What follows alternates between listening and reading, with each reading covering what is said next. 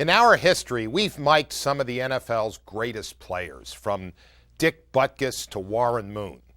But the person with the very miscellaneous distinction of being the first player we ever put a mic on during a game, and this was back in 1967, by the way, was a relatively unknown middle linebacker named Bill Saul of the Pittsburgh Steelers. Okay, here we go. Move to it, under, weak gut. Although Bill Saul wasn't exactly a marquee name among NFL linebackers,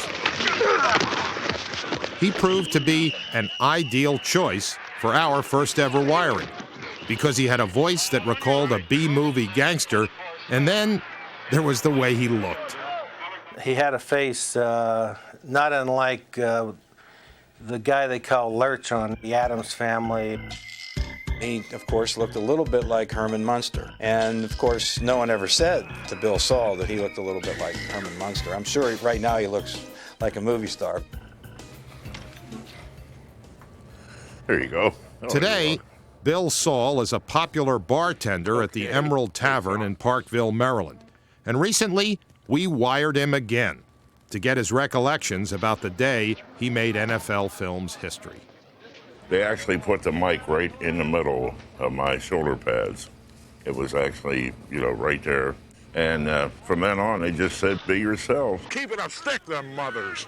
Stick it down their ear.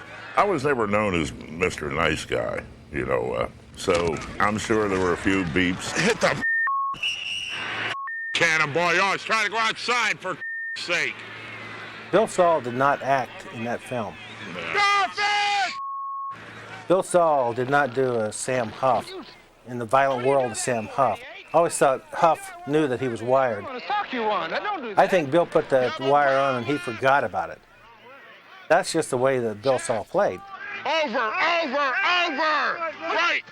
There was no, I'm going to do this for the camera or anything. That's the way he was out there. He wasn't in! All right, okay. Good call. Hell of a call. Bill Saul was a typical middle linebacker of the 50s and 60s. Hard-nosed, had a mean streak in him. Not one of those guys, Mitchell, Taylor, or Smith, like to get hit. They stick them every chance you get. The other side of the scrimmage line has different uniforms, and you just want to wrap them as hard as you can. The 24 is a little let's wrap him. I didn't have anything particularly against that guy, except back then you wanted to stuff everybody. Whoever had the ball, let's take his head off.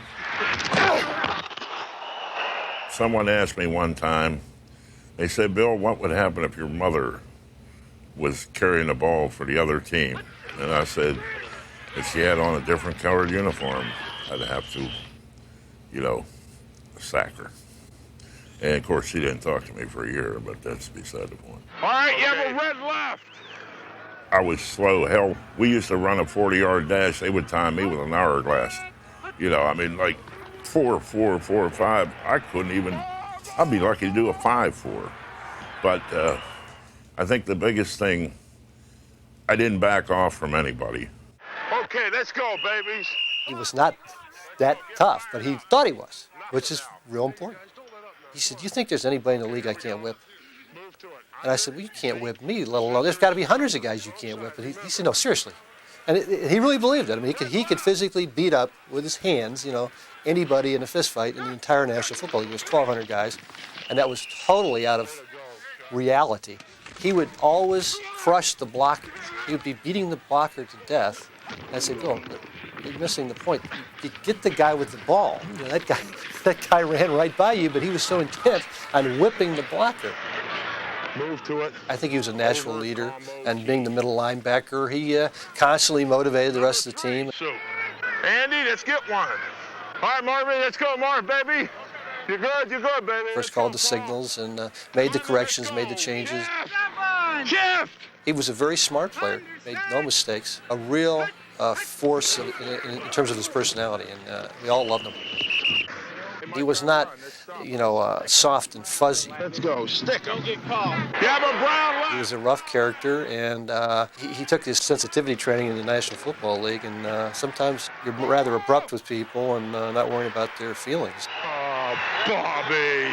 The part I love the best, he was walking off the field, and some little kid comes running up to him and says, "Mr. Saul, can I have your autograph?" He says, "Get out of here, kid." He says, "The management doesn't allow us to do that kind of stuff."